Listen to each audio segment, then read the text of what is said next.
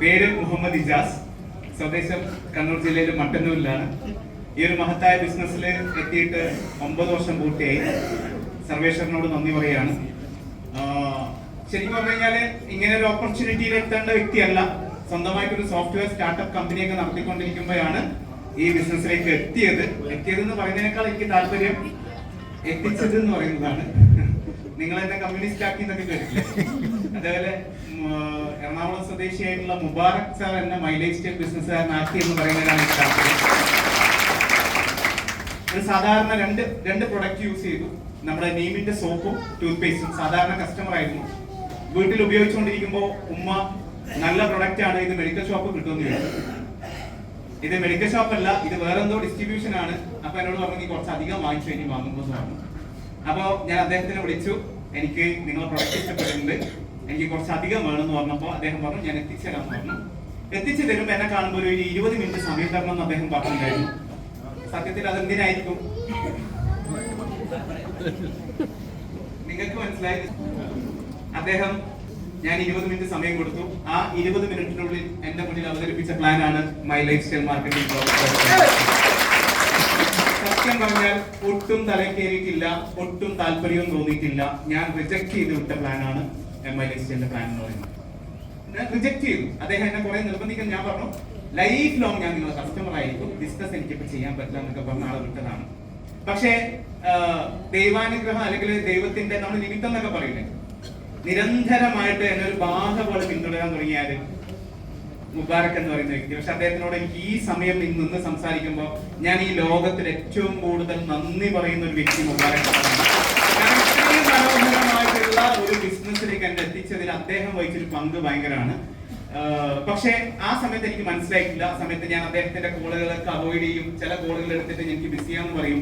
പക്ഷെ അദ്ദേഹത്തിന്റെ നിർബന്ധം കൊണ്ട് അദ്ദേഹത്തിന്റെ അളിയനും കൂടി പ്ലാൻ ചെയ്തുകൊണ്ട് എന്നെ ഒരു പ്രോഗ്രാം എത്തിച്ചു. അത് വളരെ പ്രഷർ ചെയ്തുകൊണ്ട് നിർബന്ധിച്ചുകൊണ്ടാണ് എത്തിയത്. ഞാൻ മനസ്സിൽ തെളിയിച്ച് വിളിച്ചിട്ടുണ്ടായിരുന്നു ആ പ്രോഗ്രാമിന് പോകുമ്പോൾ.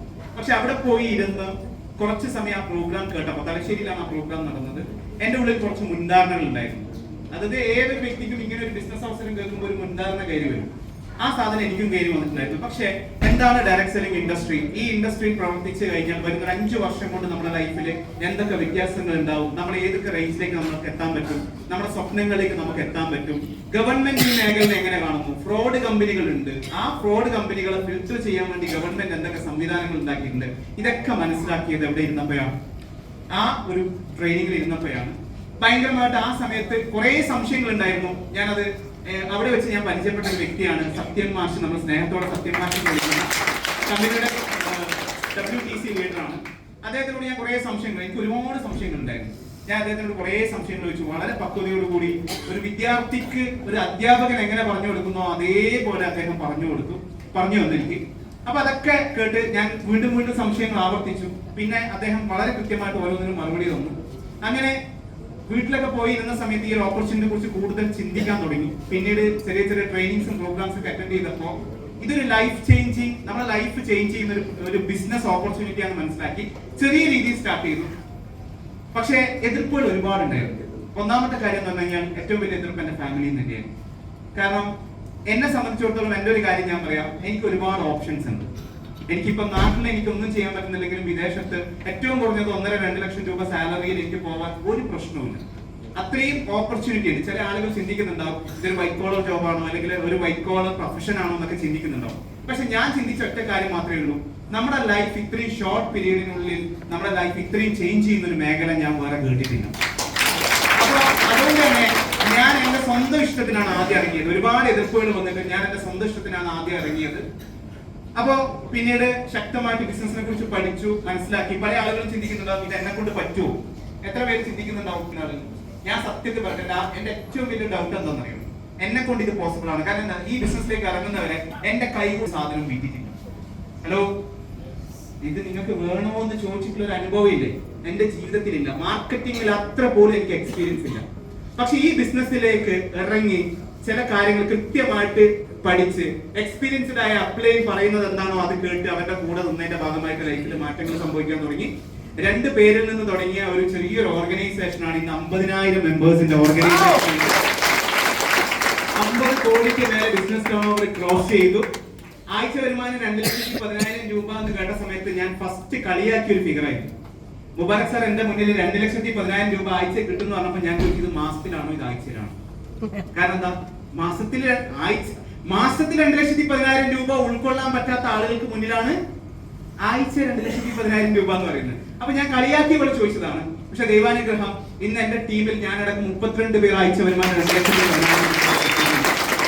ഏറ്റവും വലിയ സന്തോഷം എന്താണെന്ന് വെച്ച് കഴിഞ്ഞാൽ ഒട്ടനവധി പേരുടെ ജീവിതത്തിലേക്ക് മാറ്റം ഉണ്ടാക്കാൻ സാധിച്ചു എന്നുള്ള ഏറ്റവും വലിയൊരു എന്താ പറയണ്ടേ അങ്ങേയറ്റം ഒരു ആത്മസംതൃപ്തി ഈ ബിസിനസ് ചെയ്യുന്നുണ്ട്.